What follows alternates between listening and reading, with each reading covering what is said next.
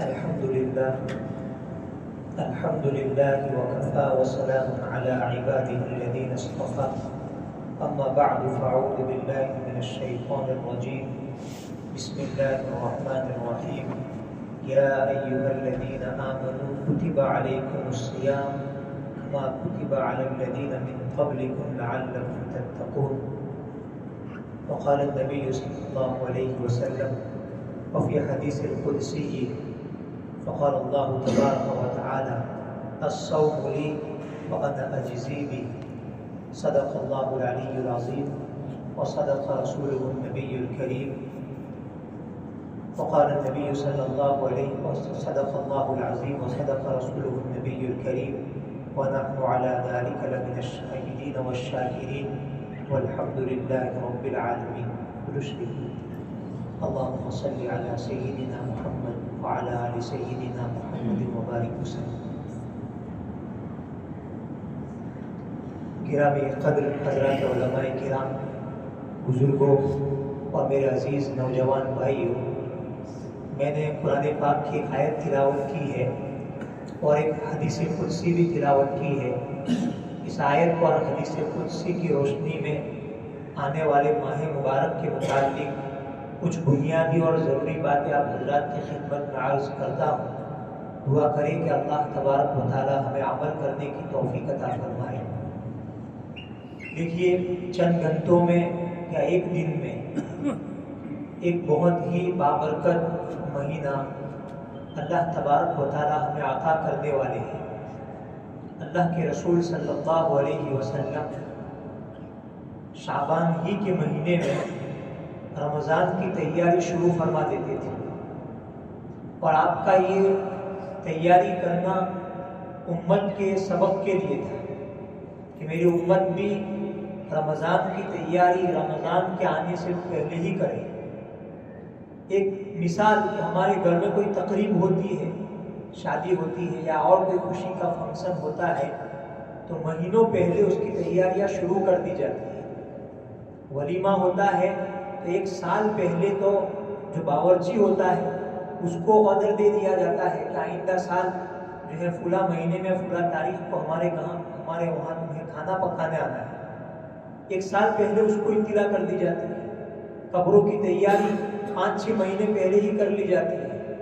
تو کوئی دنیا کا معمولی فنکشن ہوتا ہے، کوئی خوشی کا موقع ہوتا ہے ہمارے گھروں کے اندر، تو ہم پہلے سے اس کی تیاری کرتے ہیں تاکہ اس میں کوئی کسر نہ رہ جائے، ہمارا وہ خوشی کا موقع ہم اچھی طرح وصول کر سکیں. اس کے لیے تگودو کی جاتی ہے، کوششیں کی جاتی ہے. آدمی اپنی ساری طاقت لگا دیتا ہے، اپنا پیسہ لگا دیتا ہے محض اس فنکشن کو کامیاب بنانے کے لیے کہ ہمارے گھر میں یہ خوشی کا موقع ہے تو کامیابی کے ساتھ وہ ہمیں حاصل ہو اور ہم اس کو صحیح طریقے سے ادا کر سکیں اور آنے والے ہمارے مہمان بھی خوش رہیں. اس کے لیے مہینوں پہلے سے کوششیں کی جاتی ہیں. یہ اللہ کا ایسا مہمان ہے کہ دنیا کی کوئی نعمت اس کا مقابلہ نہیں کر سکتی. اصل میں ہمیں جو ہے یہ مفت میں مل رہا ہے، ہمیں اس کی قدر نہیں ہے. ہم میں سے کئی لوگ ایسے ہیں جن کے 50 60 70 بہاریں گزر گئی. کسی کو 40 رمضان نصیب ہوئے، کسی کو 50 ہوئے، کسی کو 60 70 ہوئے، لیکن چونکہ ہمیں اس کی اہمیت پتہ نہیں ہے، ہم اس کی اہمیت کو سمجھتے نہیں ہیں، اس لیے ہم نے بس رمضان آیا گیا ایسا کر دیا. اس کو جو وصول کرنا چاہیے، اللہ کے رسول صلی اللہ علیہ وسلم کی جو تعلیمات ہیں، آقا مدنی صلی اللہ علیہ وسلم تو معصوم ہیں، آپ تو سید الانبیاء ہیں، امام الانبیاء ہیں. اللہ تبارک و تعالیٰ نے گویا آپ ہی کی برکت سے اس کائنات کو وجود بخشا ہے. اس کے باوجود بھی آپ صلی اللہ علیہ وسلم ایسی عبادت کرتے تھے. حدیث شریف میں آتا ہے کہ آپ صلی اللہ علیہ وسلم کے قدم مبارک ورم کر جاتے تھے. آپ اتنی نمازیں پڑھتے تھے. صحابہ کے کہنے پر کہ آپ تو بخشائے ہیں، حضور نے یہ جواب دیا کہ کیا میں اللہ کا شکر گزار بندہ نہ بنوں؟ آپ اللہ کے شکر گزار بنتے تھے، آپ امام الانبیاء تھے. کوئی سوال ہی پیدا نہیں ہوتا ہے کسی قسم کی کوتاہی اور کسی قسم کی کمی کا. اس کے باوجود حضور پاک صلی اللہ علیہ وسلم اہتمام فرماتے تھے. اللہ کے نبی صلی اللہ علیہ وسلم نے امت کو رمضان کی اہمیت جتلانے کے لیے صحابہ جیسے مقدس گروہ کو رمضان آنے سے پہلے جمع فرمایا. صحابہ کا وہ گروہ کہ انبیاء کے بعد روئے زمین پر اس سے مقدس کوئی جماعت نہیں. کوئی ایری چوٹی کا زور لگا دے عبادت میں، رات دن عبادت میں پوری زندگی گزار دے، ایک صحابی کے درجے تک وہ نہیں پہنچ سکتا. انبیاء کے بعد اگر کوئی مقدس جماعت ہے تو صحابہ کرام کی. اس مقدس گروہ کو جمع فرما کر نبی علیہ السلام نے امت تک رمضان کی اہمیت کو پہنچانے کے لیے ایک لمبا خطبہ ارشاد فرمایا تھا. ممکن ہے آپ لوگوں نے اس سے پہلے کسی جمعہ کے بیان میں سنا بھی ہو. لمبا خطبہ ارشاد فرمایا تھا اور صحابہ کرام کی جماعت کے سامنے حضور پاک صلی اللہ علیہ وسلم نے رمضان کی خصوصیات بیان فرمائی تھی کہ کیا مہینہ ہے، اس کی کیا ویلیو ہے اور امت اسے کیا سمجھ رہی ہے. آپ صلی اللہ علیہ وسلم نے اہتمام کے ساتھ صحابہ کو بتایا تاکہ امت اس کو سمجھے اور آنے والے اس مبارک مہینے کو صحیح طریقے سے وصول کرے. ہمیں دعا سکھائی گئی، رجب سے ہی دعا سکھائی گئی کہ دعا مانگتے رہو اللہ تعالیٰ سے کہ عافیت کے ساتھ رمضان تک پہنچ جائے. رمضان تک پہنچے تو پھر اور دعا سکھائی گئی کہ اللہ سے دعا کرو یا اللہ ہمیں رمضان کا مہینہ صحیح طریقے سے وصول کرنے والا. ضروری نہیں ہے کہ عربی زبان میں ہی دعا کی جائے. اللہ رب العزت ہر زبان کو پیدا کرنے والا ہے، وہ ہر زبان کو جانتا ہے. ہم اپنی زبان میں اپنی ڈھیر بھاشا میں ہم اللہ تعالیٰ سے مانگیں، خوب مانگے اللہ تعالیٰ سے. پہلے ہی سے اللہ تعالیٰ سے دعائیں کرے کہ اللہ ہمیں اس آنے والے مہینے کو صحیح طریقے سے وصول کرنے کی توفیق عطا. کوئی تیاری نہیں ہوتی ہے، ابھی چاند ہونے والا ہوتا ہے، کوئی تیاری نہیں ہوتی. عید کی تیاری رمضان میں تاک راتوں کو بھی نہیں دیکھتے اور عید کی تیاری میں لگ جاتے ہیں، کپڑے ہیں، یہ ہے، وہ ہے. رمضان صرف عید کے لیے نہیں ہے، یاد رکھیے. رمضان بہت مقدس مہینہ ہے.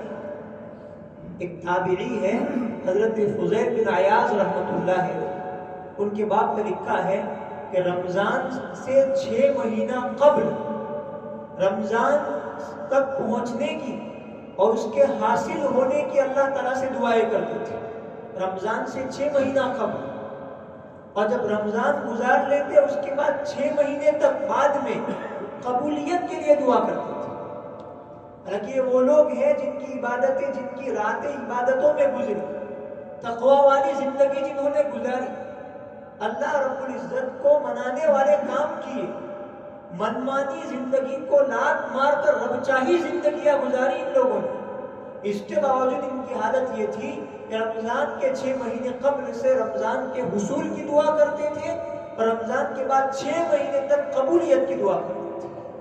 اور ہماری حالت دیکھیے، ہر ایک اپنے دل میں جا کے، اپنے گریبان میں جا کے، نہ مجھے رمضان کے حصول کی فکر ہے اور نہ اس کی قبولیت کی فکر ہے.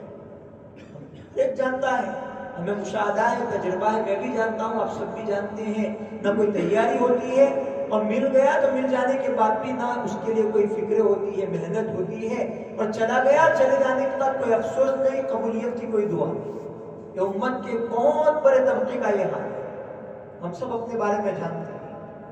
اللہ کے نبی صلی اللہ علیہ وسلم نے پہلے سے تیار باقاعدہ آپ کی عبادتیں شعبان کے مہینے میں بڑھ جاتی تھی. آپ کی عبادتیں شعبان کے مہینے میں بڑھ جاتی تھی. حدیث شریف میں آتا ہے شعبان کے مہینے میں آپ کثرت سے روزے رکھتے تھے. یہ رمضان کی پریکٹس ہوتی تھی، رمضان کی مشق ہوتی تھی. ہمیں بھی یہ تیاریاں کرنی چاہیے تھی. وقت تھا ہمارے پاس اور ابھی بھی وقت ہے. رمضان کا مہینہ جو ہمیں ملنے والا ہے، ہم اس مہینے کو صحیح طریقے سے وصول کرنے کی فکر کریں. زندگی بہت قیمتی نعمت ہے اور ایک رمضان زائد مل جائے کسی کو بہت بڑی بات ہے، معمولی نہ سمجھے. اسی مسجد میں ممکن ہے گزشتہ سال کئی لوگ بیٹھے ہوئے ہوں گے جو تھے اور آج نہیں ہے، آج قبرستان کے حوالے ہو چکے، محتاج ہو چکے آج وہ ایک مرتبہ سبحان اللہ کہنے کی. اس لیے ایک رمضان اگر ہمیں مل رہا ہے تو معمولی نہ سمجھے اس کو. حدیث شریف میں جو صحابہ کرام کو واقعہ بیان کیا گیا، ان میں سے ایک نفل عبادت میں بہت پیش تھے اور ایک صحابی تھوڑے پیچھے تھے ان سے نفل عبادت. فرائض کی بات نہیں، نفل عبادات کی بات کر رہا ہوں. ایک صحابی بہت پیش تھے اور ایک دوسرے صحابی تھوڑے اس میں کمزور واقع ہوئے تھے. اب اتفاق یہ ہوا کہ جو عبادات میں پیش تھے ان کا پہلے انتقال ہو گیا، اور جو نفل عبادات میں تھوڑے پیچھے تھے ان کا 1 سال بعد انتقال ہو گیا. اب مسئلہ یہ ہوا کہ ان کو کسی نے دیکھا جو عبادات میں کمزور واقع ہوئے تھے ان کا درجہ بڑا ہوا ہے، اور جو عبادات میں پیش تھے وہ ان سے نیچے تھے. اللہ کے رسول صلی اللہ علیہ وسلم کے سامنے جب اس کا تذکرہ ہوا تو حضور نے صحابہ سے فرمایا کیا بعد میں انتقال کرنے والے کو ایک رمضان زیادہ نصیب نہیں ہوا؟ یہ ہے قیمت اس کی. معمولی نہ سمجھیں ایسے رمضان دفعے آئے ہماری زندگیوں میں، اگر یہ بھی مل گیا تو کیا، یہ بھی مل گیا اور اس کو صحیح طریقے وصول کر لیا تو ممکن ہے کہ ہم آگے بڑھ جائیں. اللہ کے رسول صلی اللہ علیہ وسلم نے حدیث شریف میں ہمیں تعلیم دی ہے کہ لمبی عمر کی دعا کریں، لیکن کیسی لمبی عمر؟ اس کو بہتر آپ نے قرار دیا جس کی عمر لمبی ہوئی ہو اور جس نے اس لمبی عمر میں اعمال بھی اچھے کیے. اعمال بھی اچھے ہونے چاہیے. اعمال اچھے نہ ہو تو لمبی عمر کا کیا فائدہ؟ مجھے آج 35 سال کی عمر ہوئی، سمجھو کہ بالغ ہونے کے بعد سے مجھے پورے 20 جو ہے رمضان نصیب ہوئے. مجھے 20 رمضان میں نے اگر کچھ نہیں کیا تو یہ 20 رمضان کس کام کے لیے؟ اس لیے آنے والے رمضان کو جو ہو گیا سو ہو گیا، اللہ سے معافی مانگے اور اس کی تلافی کی فکر کرے، اس کی کوشش کرے کہ ہم جو ہے رمضان کے مہینے کو صحیح طریقے سے وصول کر سکیں. یہ آنے والا مہینہ جو ہے میرے بھائیوں ہماری گویا یہ جو گاڑی چل رہی ہے نا زندگی کی اس کی سروس کا مہینہ ہے. ہم نہیں دیکھ رہے ہیں جو ہم گاڑی چلاتے ہیں، کار چلاتے ہیں، بائک چلاتے ہیں، ایک لمیٹڈ کلومیٹرز کے بعد جو ہے اس کی سروس کرانی پڑتی ہے. ویسے یہ ہماری زندگی کی جو گاڑی ہے اس گاڑی کی سروس کا مہینہ ہے رمضان. ہم بائک سروس کرانے کے لیے گیریج پر لے جاتے ہیں، وہ گیریج پر کاریگر جب اس کو دیکھتا ہے تو بتلاتا ہے کہ یہ کمیاں ہیں تمہاری گاڑی میں، یہ خامی ہے، اس کی ضرورت ہے، اس کی ضرورت ہے. یہ مہینہ بھی ہمیں دکھا رہا ہے کہ تمہارے اندر اس بات کی کمزوری ہے، اس کو دور کرو. بھائی جیسے اس کو آئل کی ضرورت پڑتی ہے، اس کو دیگر چیزوں کی ضرورت پڑتی ہے، ویسے ہماری زندگی کی گاڑی کو بھی ان چیزوں کی ضرورت ہے. رمضان کا مہینہ اس سروس کرتا ہے. ظاہر سی بات ہے اگر ہم دھیان نہیں دیں گے تو ہماری گاڑی کی سروس صحیح طریقے سے نہیں ہوگی. اس لیے اس کی طرف توجہ دی. اللہ تبارک و تعالیٰ نے ہم کو جو پیدا فرمایا ہے وہ 2 چیزوں سے پیدا کیا ہے. ایک تو ہمارا جسم ہے اور ایک ہے روح. جسم جو ہے اس کو اللہ تعالیٰ نے مٹی سے بنایا، 4 عناصر، آگ، پانی، ہوا اور مٹی. مٹی بھی اس میں ہے. اور ہمارے جسم کی جو ضرورتیں ہیں، جتنی بھی جو زندگی کی ضرورتیں ہیں، اللہ رب العزت نے ان ضرورتوں کو مٹی سے پیدا کیا. اب غور کیجئے، چاہے کھانے پینے کی چیزیں ہو، چاہے پہننے کی چیزیں ہو، چاہے اور کسی استعمال کی چیزیں ہو، ہماری زندگی کی اور جسم کی جو ضرورتیں ہیں ان ضرورتوں کو بھی اللہ تبارک و تعالیٰ نے زمین سے پیدا فرما کر پورا فرمایا. اور ایک ہے ہماری روح جو اللہ نے ہمارے جسم کے اندر ڈالی ہے. وہ نکال لی جائے تو آدمی کیا بن جاتا ہے؟ لا شیء، کچھ بھی نہیں ہے. اب اولاد فکر کرے گی جتنی جلدی ہو سکے اتنی جلدی تدفین ہو جائے. کیوں کہ لاش ہے، کچھ بھی نہیں ہے. اب روح چلی گئی اس میں. تو 2 چیزیں ہیں، ایک جسم ہے اور ایک روح ہے. جیسے جسم کو غذائیت کی ضرورت پڑتی ہے اور اس کی بھی کچھ ضرورتیں ہیں، ویسے ہماری روح کی ضرورتیں ہیں. کچھ جسم کی ضرورتوں کو اللہ تبارک و تعالیٰ نے دنیا کے اندر زمین سے پیدا کر کے پورا کر دیا. اور روح کا تعلق چونکہ آسمانوں سے ہے. اللہ تعالیٰ فرماتے ہیں قُلِ الرُّوحُ مِنْ أَمْرِ رَبِّي، پیغمبر کہہ دیجئے کہ روح تو امر رب ہے، اس کا تعلق آسمان سے ہے. لہذا اس کی جو ضرورتیں ہیں وہ ضرورتیں آسمان سے پوری ہوئی. اور اس کے لیے اللہ تبارک و تعالیٰ نے مختلف ذرائع دیے. انبیاء کا پاکیزہ اور مقدس سلسلہ اللہ تعالیٰ نے جاری فرمایا. کیوں؟ جو روح ہے ہماری روحانیت جو ہے اس کی غذائیت کو پورا کرنے. ویسے سمجھو اللہ رب العزت نے سال بھر میں کچھ ایام اور کچھ مہینے ایسے دیے ہیں کہ جس مہینے کو صحیح طریقے سے وصول کریں گے تو ہماری روح جو ہے اس کی غذا کا انتظام ہے۔ ان میں سے ایک مہینہ یہ رمضان کا ہے۔ رمضان کا مہینہ یہ ہماری جو روح ہے اس روح کی غذا ہے، لیکن اس کی روح کی غذا بنے گی جو اس کو صحیح طریقے سے وصول کرے۔ یاد رکھیں، دوسری بات یاد رکھیں، روزے کا ایک مقصد تو ظاہری ہے جو ہم سب جانتے ہیں کہ بھائی ایک ظاہری مقصد ہے۔ روزے کا ظاہر کیا ہے؟ کھانے پینے سے اور خواہشات سے رکنا۔ بھائی صبح صادق سے لے کر غروب آفتاب تک کھانے پینے سے اور خواہشات سے رکنا، یہ روزے کا ظاہر ہے۔ آدمی کے سامنے مختلف قسم کے پکوان پڑے ہیں لیکن اللہ کا حکم ہے ظاہر میں اس کو کیا کرنا ہے؟ ان پکوان کو کھانا نہیں ہے۔ آدمی شادی شدہ ہے، گھر میں بیوی ہے، صبح صادق سے لے کر غروب آفتاب اللہ تعالیٰ کا حکم ہے، یہ نکاح میں ہے اس کی بیوی، اس کے باوجود روزے کا ظاہر جو ہے اس کا مقصد اس کو حاصل کرتے ہوئے، اس کو پورا کرتے ہوئے، اس کو اپنی بیوی سے صبح صادق سے لے کر غروب آفتاب تک فائدہ نہیں ہوتا، یہ روزے کا ظاہر ہے جو سب جانتے ہیں۔ لیکن ایک روزے کا ایک باطن ہے، اس کو سمجھنے کی ضرورت ہے۔ اور اللہ رب العزت یہ ایک مہینہ دے کر ہماری 11 مہینوں کی سروس فرما رہے ہیں۔ اگر آپ سمجھیں تو جو اس ایک مہینے کو صحیح طریقے سے وصول کر لے اور صحیح طریقے سے گزارے تو 11 مہینے اس کے صحیح طریقے سے گزریں گے، اس کا اثر پڑے گا۔ اسے ایک مرتبہ سروس کروانے کے بعد کئی مہینوں تک گاڑی اچھی طرح چلتی ہے، ویسے اگر صحیح سروس ہو گئی اس رمضان کے مہینے میں ہماری روحانیت کی، 11 مہینے اس کا اثر باقی رہے گا اور بندہ 11 مہینے اللہ سے قریب رہے گا، نیکی کرنے کے جذبات باقی رہیں گے اگر صحیح طریقے سے رمضان کو وصول کیا۔ تو میں یہ عرض کر رہا تھا کہ ایک روزے کا باطن ہے، اس کو بالکل ایک جملے میں کہا جائے تو یوں کہہ لیجئے کہ روزے کا باطن حرام سے حلال کی طرف لے جانا ہے۔ روزے کا باطن جو ہے وہ حرام سے حلال کی طرف لے جانا ہے۔ کتنا اچھا لوجک ہے اس کا، آپ سمجھے کہ اللہ تبارک و تعالیٰ نے مجھے اور آپ کو حکم دیا کہ صبح صادق سے لے کر غروب آفتاب تک حلال چیزوں کو بھی نہیں استعمال کرنا۔ کھانا حلال چیز ہے، بیوی سے فائدہ اٹھانا ایک حلال طریقہ ہے یہ، لیکن اللہ رب العزت نے حکم دیا کہ نہیں، صبح صادق سے لے کر غروب آفتاب تک ان حلال چیزوں کو بھی چھوڑنا۔ میرے بھائیوں، یہ روزہ ہمیں اس بات کا پیغام دیتا ہے کہ جب حلال چیزوں کو چھوڑنا ہے تو پھر حرام چیزوں کو تو بدرجہ اولا چھوڑنا ہے۔ حلال چیزوں کو جب چھوڑنے کا حکم دیا گیا رمضان کے روزے کے اندر تو ہمیں یہ پریکٹس کروائی جاتی ہے کہ حلال چیزوں کو رمضان کے پورے دن میں چھوڑ کر اس بات کی طرف لے جایا جا رہا ہے کہ زندگی بھر کے لیے حرام چیزوں کو چھوڑ دیں۔ یہ ہے روزے کا باطنی مقصد، اور گویا کہہ لیجیے روزے کا باطنی پیغام ہے۔ اور یہ کیسے ہوگا کہ ہم حرام چیزوں سے بچنے والے بن جائیں؟ تو یہ ہوگا تقوی سے۔ یاد رکھیں، تقوی نہیں ہوگا، اللہ کا خوف نہیں ہوگا تو کوئی بھی عمل نہیں ہوگا۔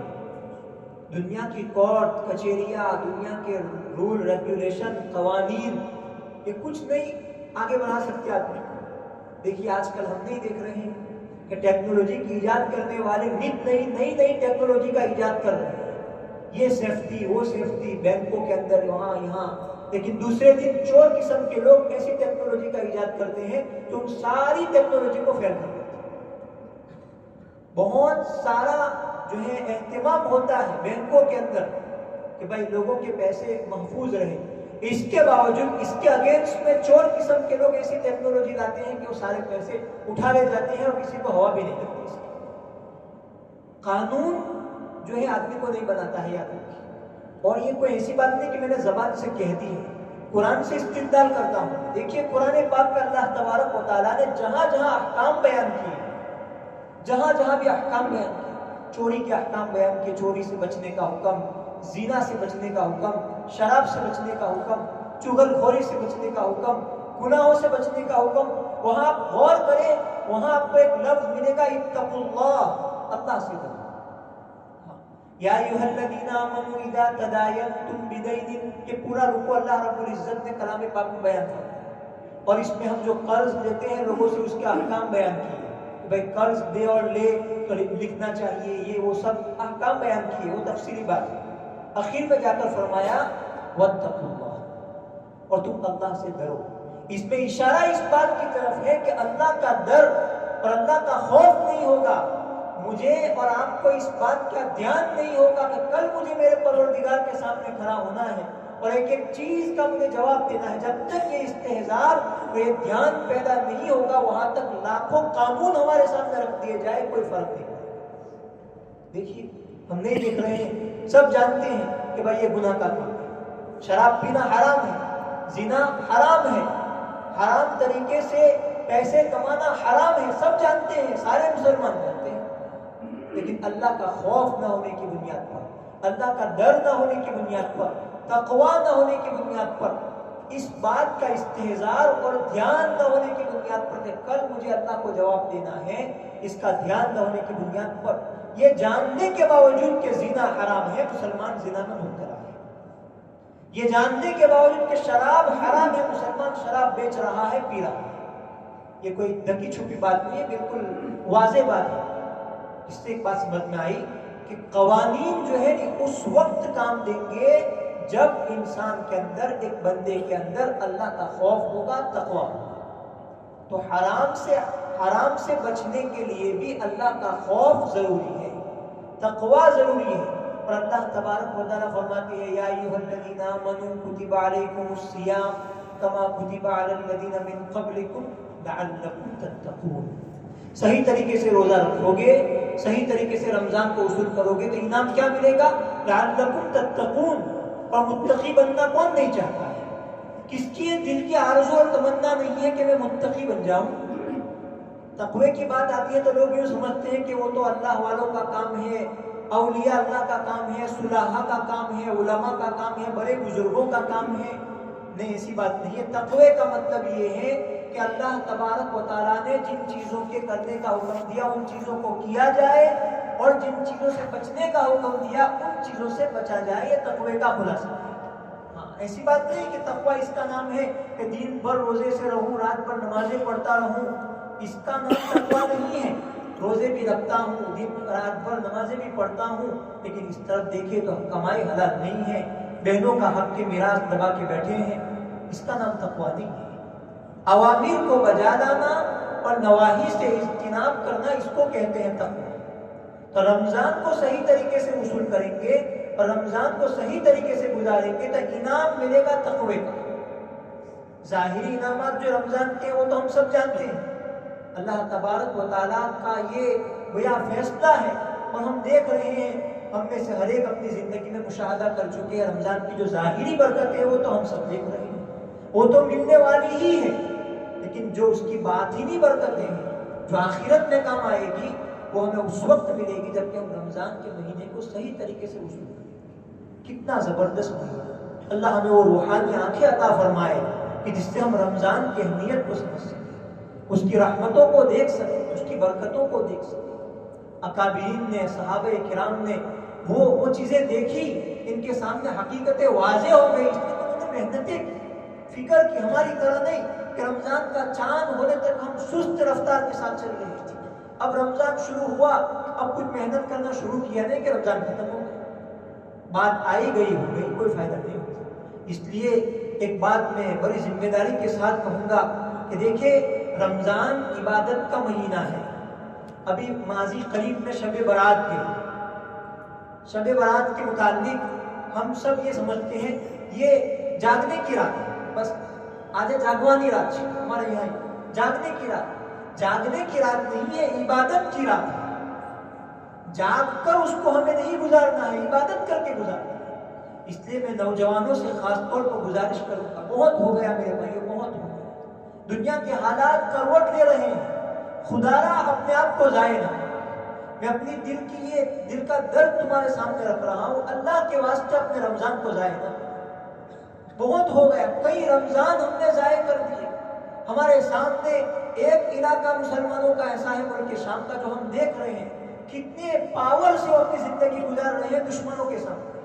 ان کا چھوٹے سے چھوٹا بچہ بھی چیلنج کر رہا ہے دشمن کو. کیوں؟ اس لیے کہ ان کا ماضی دیکھیے، تاریخ اٹھا کے دیکھیے، ان کی کئی سو سالوں کی تاریخ ان کی اٹھا کے دیکھیے، ان کے جوانوں نے اپنی جوانیاں ضائع نہیں کی. یہ نتیجہ ہے اس کا، یاد رکھیے. اب پڑھیے، کئی کتابیں ایسی آئی ہیں تاریخ کی، ان کی تاریخ کو دیکھیں گے، ان کے گھر سے بچہ چلتا ہوا نہیں، وہیں سے اس کو فکریں دلوائی جاتی تھی اپنے ایمان کو بچانے کی، اپنے دین کو بچانے کی، اللہ کے لیے مر مٹنے کی پریکٹس کروائی جاتی تھی. ان کی جوانیاں ضائع نہیں ہوئی. اس لیے میں بہت درد کے ساتھ میں نوجوان بھائیوں سے گزارش کروں گا، اس مرتبہ اللہ کے گھر میں بیٹھ کر یہ عزم کر لے کہ کچھ بھی ہو جائے اس مرتبہ کا رمضان ہم ضائع نہیں کریں. یہ طے کر لے، کچھ چاہے دوست تمہارے رٹھ جائے، رات میں یہ سیر سپاٹے نہیں کرنا، راتوں کو ضائع نہیں کرنا. عبادت نہ ہو تو کوئی حرج نہیں ہے، اللہ کے واسطے راتوں کو گناہوں میں ضائع مت کرنا. یہ ہم تباہی اور بربادی کو دعوت دے رہے ہیں. کوئی فری فائر کھیل رہا ہے، کوئی کرکٹ کھیل رہا ہے، کوئی کرکٹ دیکھ رہا ہے، کوئی گپ شپ کر رہا ہے. یہ کیا؟ یہ مسلمانوں کا کام ہے؟ یعنی وہ یعنی امت محمدیہ کا کام ہے یہ. اس لیے طے کر لیں، اللہ سے مانگے، ابھی وقت باقی ہے. صبح کا بھٹکا ہوا شام میں گھر واپس آ جائے تو اس کو بھٹکا ہوا نہیں کہتے. ابھی وقت باقی ہے، طے کر لیں، ابھی نیت کر لیں. انشاءاللہ اگر رمضان مل گیا، اللہ تعالیٰ ہمیں عافیت کے ساتھ نصیب فرمائے، ہم اس کو ضائع نہیں کریں. گھر گھر یہ پیغام پہنچائیں اور جو ہے کرنے کے کام کریں، نہ کرنے کے کاموں سے اپنا پہنچائیں.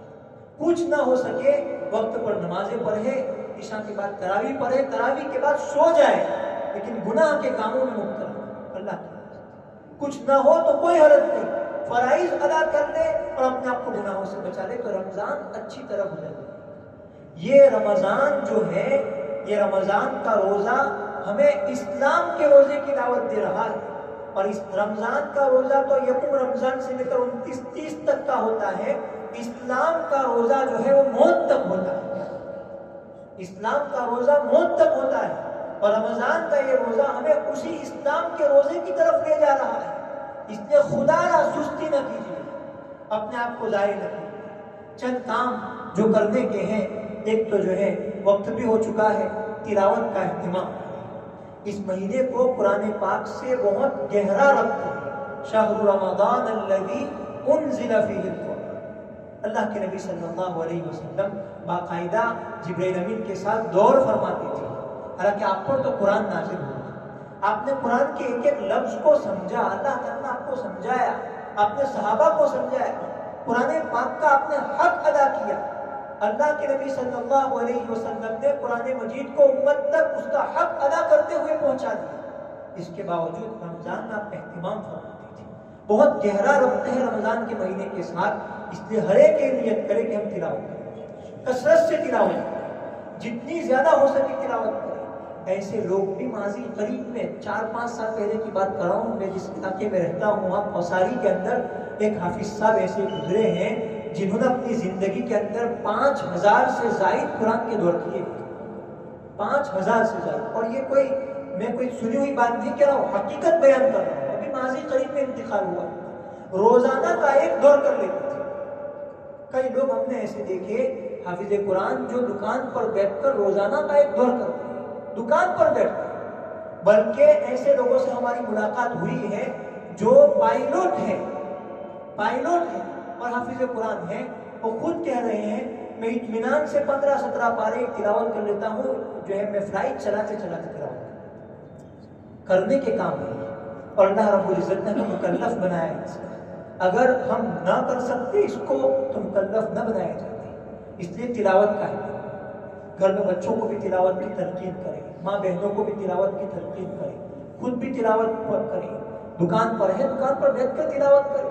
کسٹمر آئے تو اس کو ملتا ہے، پھر تلاوت شروع کر دیں. آج کل تو آسانی ہو چکی ہے تلاوت کرنے کے لیے. تلاوت کا ہے. نمبر 2 پر دعاؤں کا ہے. آج امت نے دعائیں چھوڑ. حالات جو ہے بدل نہیں رہے ہیں. اس میں کمزوری یہ ہے کہ ہم دعائیں نہیں کر رہے. دعا تو ہمارا ہتھیار ہے، دعا مومن کا ہتھیار ہے. اور بہت زبردست ہتھیار ہے۔ اللہ کے رسول صلی اللہ علیہ وسلم نے بدر کے موقع پر، بدر کی رات میں وہ لڑائی تھی، حق و باطل کا جو ہے فیصلہ ہونے والا تھا، اور حق پرست لوگ کم تھے اور باطل پرست زیادہ تھے۔ جیسے آج کل دیکھیے بہت غرا رہے ہیں، ہتھیاروں کی طاقت پر کود رہے ہیں، اور ایک طرف مسلمان مظلوم بنے بیٹھے ہیں۔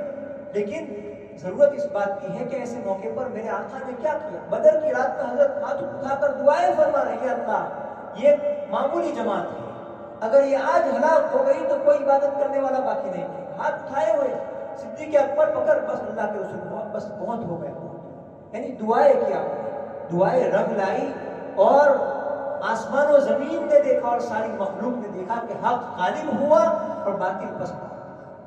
دعاؤں کا اہتمام، افطاری کے وقت دعائیں کریں، ہر فرض نماز کے بعد دعا کر لے اپنے اپنے حساب سے، خوب دعاؤں کا اہتمام کرے، رونا نہ آئے تو بتکلف اللہ کے سامنے روئے، اپنے گناہوں پر روئے، تو دعاؤں کا اہتمام خود بھی کرے اور گھر پر جا کر مستورات کو بھی بتلائے کہ دعاؤں کا اہتمام کرے۔ گھروں میں جو افطاری کی تیاری ہوتی ہے اس کے لیے ایسا نظام بنائے کہ افطاری کا جو وقت ہے اس سے 15-20 منٹ پہلے مستورات بھی فارغ ہو جائے، اور ہر ایک دسترخوان پر بیٹھ کر ہر ایک اپنے اپنے اعتبار سے اپنی زبان میں اللہ تعالیٰ سے خوب گر گرا کر دعا کرے، انشاءاللہ حالات بدلیں گے، برکتیں آئیں گی۔ اور تیسرا کام جو کرنا ہے رمضان کے مہینے میں، زکوٰۃ تو ہے ہی، لیکن روزانہ کا نفلی صدقہ جتنا ہو سکے، ہر نماز کے وقت صدقہ نکالیں، اور ضروری دیکھیے صدقہ اور اللہ کے راستے میں خرچ کرنا، اس میں کیفیت دیکھی جاتی ہے، کمیت نہیں دیکھی جاتی۔ 1 روپیہ خرچ کیا اخلاص کے ساتھ اور 1 لاکھ روپیہ خرچ کیے ریاکاری کے ساتھ، کوئی فائدہ نہیں۔ 1 روپیہ خرچ کرنے والا آگے بڑھے، اس لیے اللہ نے جس کو جتنی حیثیت دی ہے، چاہے روزانہ کے 5 روپے ہی صحیح، اللہ کے راستے میں صدقہ کرے۔ رمضان میں نیکیوں کا بھاؤ بڑھ جاتا ہے۔ تو خلاصہ بات کا یہ ہے میرے بھائیوں، میرے بزرگوں، بہت بڑا پیغام ہے ہمارے لیے کہ آنے والے رمضان کو ہم صحیح طریقے سے وصول کریں۔ ہم اللہ تعالیٰ سے دعا کرتے ہیں اللہ تعالیٰ ہمیں آنے والے قیمتی ایام کو ضائع کرنے سے بچائے، صحیح طریقے سے وصول کرنے والا بنائے، اور ہم میں سے ہر ایک کو عافیت کے ساتھ اللہ رب العزت رمضان تک پہنچائے، اور اس کی جو برکتیں ہیں، اس کی جو رحمتیں ہیں، اللہ تعالیٰ ہم سب کو نصیب فرمائے۔ آخر دعوانا الحمدللہ رب العالمین۔